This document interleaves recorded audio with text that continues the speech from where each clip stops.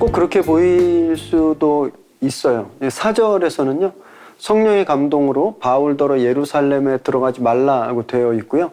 11절에서는 성령이 말씀하시되 결박하여 넘겨준다 이렇게 되어 있으니까 마치 성령님이 지금 말리고 계시는 것처럼 보일 수도 있습니다. 그런데요.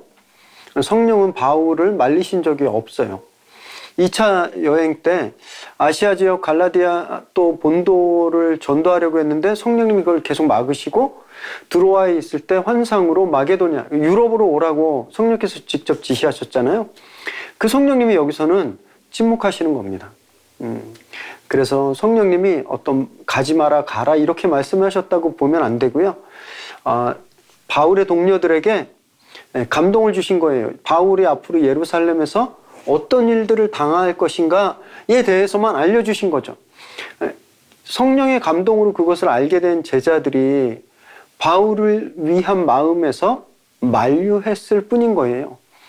그러면 이게 성령의 뜻에 반대하는 거로 봐야 할까요? 아니죠. 왜냐하면요. 이들이 만류했던 이유는 바울을 사랑했기 때문입니다. 이거 너무너무 자연스러운 일이죠. 만약에 제가 기도하다가 성령의 감동을 받아서 지금 탈레반이 집권하고 있는 아프가니스탄으로 내일 당장 선교하러 간다 그러면 성도님들이 저 안 말리시겠습니까? 다 말리시겠죠. 그런 마음인 거예요. 그러면 바울은 왜 이런 성도들의 간절한 사랑의 마음을 거절했을까요? 설교에서도 말씀드렸듯이 그는요, 그 끝을 미리 봤기 때문에 그렇습니다. 바울이라고 왜 안 두렵고 왜 안 무서웠게 했습니까? 실제 로마 교회에 자기의 안전을 위해서 기도해달라고 부탁까지 했었거든요. 그런데 그는요, 고난 후에 자기에게 주어지는 영광을 포기할 수 없었기 때문인 거예요. 근데 만약에 가정해 보실까요? 입장이 바뀌어서 누가가 그런 죽음의 길을 간다고 했다면 바울은 틀림없이 누가를 말렸을 겁니다. 바울은 자기 사명을 사랑했기 때문에 동료들의 눈물 어린 만류에도 당당히 그 길을 걸을 수 있었던 거죠. 그래서 좀 정리해 보면요. 자기 사명에 대해서는 죽음도 불사하는 겁니다.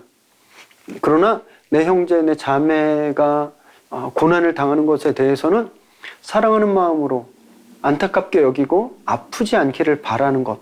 여러분 이런 상황으로 이해하시면 좋겠어요.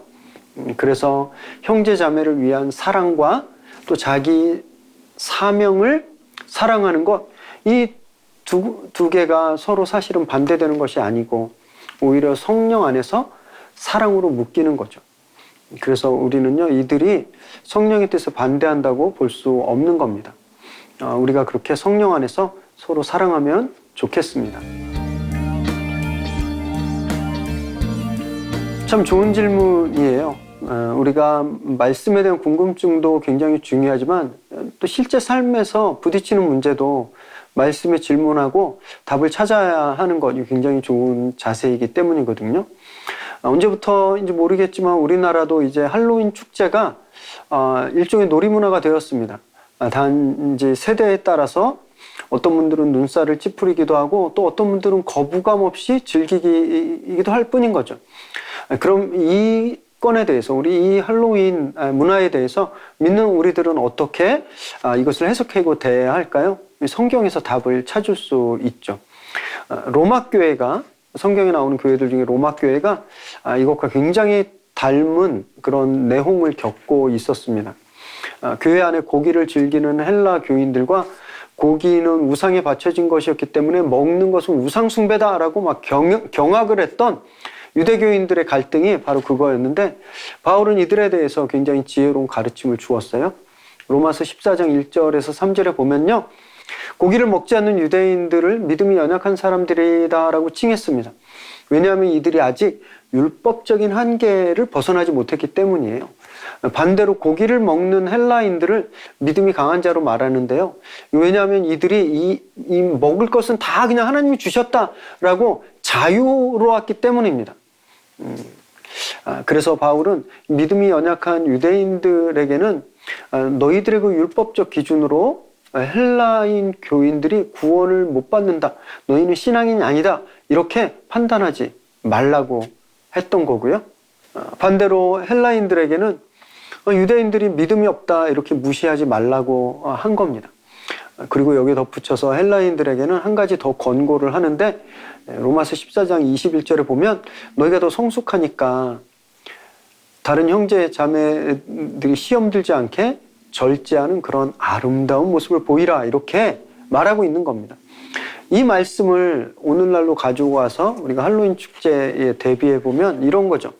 교회 안에는요, 귀신 문장이 우상 숭배라고 절대 해서는 안 된다고 하는 분들도 계시고, 또 어떤 분들은 이건 단지 놀이일 뿐이다, 믿음과 아무 상관이 없다, 이렇게 자유로운 분들도 계신 거예요.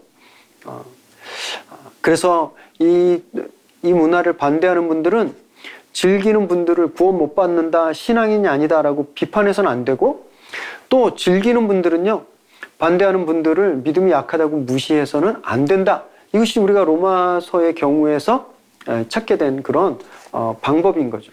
그리고 한 가지 더 바울이 첨언했던 것처럼 이 문화를 즐기시는 분들께 덧붙이자면, 혹시 내가 즐기는 것 때문에 누군가 시험에 든다면 절제할 수 있는 것, 이것이 성숙이다라고 말할 수 있는 거죠.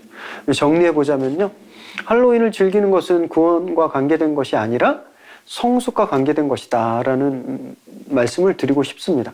잘 분별하셔서 세상 문화에 성숙하게 처신하시면 좋겠습니다.